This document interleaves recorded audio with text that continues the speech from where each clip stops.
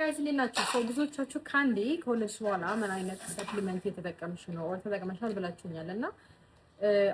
ከዛ ፕሪኔታል ወስዳለሁ ስላችሁ ካንዲ ሶስተኛ መጣ እንዴ ያላችሁኛላችሁ ነው። ኢትስ ናት ከወለድኩ በኋላ እስካጠባው ድረስ ፕሪኔታሉን እየወሰድኩኝ ነው እና አይገርምም ለውጥ አይቼበታለሁ ቢካዝ የሆነ ሰዓት ላይ እየዋጥኩ የሆነ ለሳምንት 2 ሳምንት ችላ አልኩት ተውኩትና ፀጉሬ ረግፍ እንደዚህ ረግፍ አላለም። የሆነ ጊዜ ቲክቶክ ላይ አይቼ ነው አይደል ፕሪናታላችሁ ወይም ደግሞ ፖስትናታል ከወለዳችሁ በኋላ የምትወስዱ ከሆነ የፀጉር መርገፍን ይከላከላል ይቀንሳል ምናምን የሚል አይቼ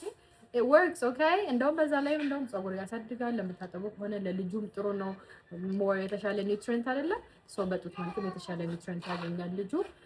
እኔ የምወስደው ፕሪኔታሉን ነው ስለነበረኝ ነው አዲስ መገዛው ጊዜ ያድቅብኝ ደግሞ ፖስትናታል ይሆናል ማለት ነው